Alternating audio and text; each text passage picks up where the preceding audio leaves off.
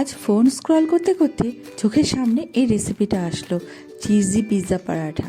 মানে কি, বুবন তো এটাকে পিৎজা পরাঠাই বলছে, আর সত্যি খেতেও কিন্তু দুর্দান্ত হয়। তো ব্যাস দেখা মাত্রই শুরু হয়ে গেল, মাম্মি আমরা বানাবো। তো যার জন্য রুটি লাগবে, তো আমার তো রুটি বানানো নেই। বুবন বলছে মাম্মি আমায় আটা মেখে দেবো, তুমি তাও বানাও প্লিজ। তো এতবার করে যখন রিকোয়েস্ট করছে, আমিও বললাম ঠিক আছে তুমি আমায় আটা মেখে দাও, ততক্ষণ আমি বাকি জোগাড়গুলো করে নিই।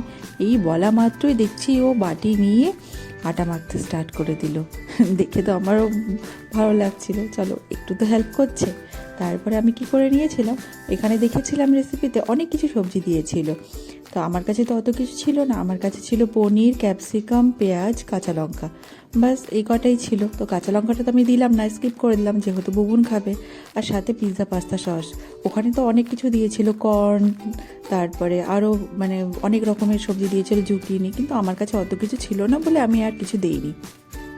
দিয়ে খুব ভালো করে সসের সাথে এটাকে মেখে নিতে হবে, আর খুব ভালো করে মাখতে হবে। সসটাও একটু পরিমাণ মতো বেশি করেই দিতে হবে, তাহলে পরে খেতে আরও ভালো লাগবে। তারপরে কি করেছিলাম, আটাটাকে আমি বেলে নিয়েছিলাম। এটা একদম নর্মাল প্লেন আটা, যেমন আমরা রুটি বানাই তেমনটাই। তো ভালো করে আটাটাকে বেলে নিয়েছিলাম, নিয়ে এবার এপিট ওপিট একটু ভালো করে সেঁকে নেব, যেমনটা করে রুটি বানাই। ওখানে যেখানে দেখিয়েছিল রেসিপিটা, ওটা রাতের বানানো রুটি দিয়ে করেছিল। আমাদের কাছে তো রাতের বানানো রুটি নেই, তাই আমরা এখন এই রুটিটা বানিয়ে নিচ্ছি। তারপরে কি করব, এবার এক পাশটা না একটু ভালো করে সেঁকে নেব, যে পাশটা ভিতরে থাকবে। তো আমি ওই পাশটা একটু ভালো করে সেঁকে নেব, তারপরে উপর দিকটা ওটা বাটার দিয়ে সেঁকবো।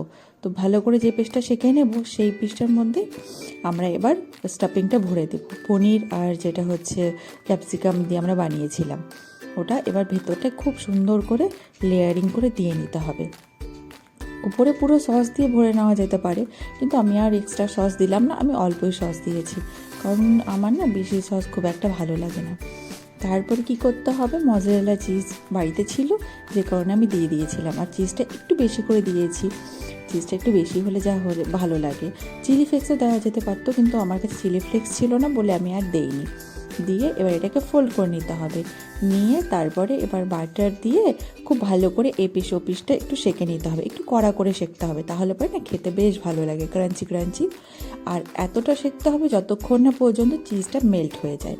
তো খুব ভালো করে এপিট ওপিট ভালো করে সেঁকে নিতে হবে, আর শেখার সময় একটু হাত দিয়ে প্রেস করে নিতে হবে, তাহলে কি আছে মানে চিজটা একটু মেল্টও হবে আর একটু ক্রিস্পিও হয়ে যাবে রুটিটা। যে করে খুব ভালো করে সেঁকে নিতে হবে। যতক্ষণ আমি বানাচ্ছি, বুবুন আমার পাশেই দাঁড়িয়েছিল, ও আমাকে বলছিল তাড়াতাড়ি করো। তারপরে কি করব, আমি তো এই তাড়াতাড়ি করে সেঁকে নিলাম। আমি বললাম তুমি যাও, আমি নিয়ে আসছি। তারপরে খুব ভালো করে সেঁকে নিয়ে এবার নামিয়ে সার্ভ করে দেব। আর কি দেখো, এত সুন্দর লাগছে, এটা খেতে যে এত ভালো হয় আগে জানতামই না। বাড়িতে সব কিছুই আছে, তো এরকম করে বানিয়ে নিয়ে খেলে না খুবই ভালো লাগে। বুবনকে যখন খেতে দিলাম, ও তো ভীষণ হ্যাপি, আর বলছে মাম্মি একদম পিৎজার মতো লাগছে।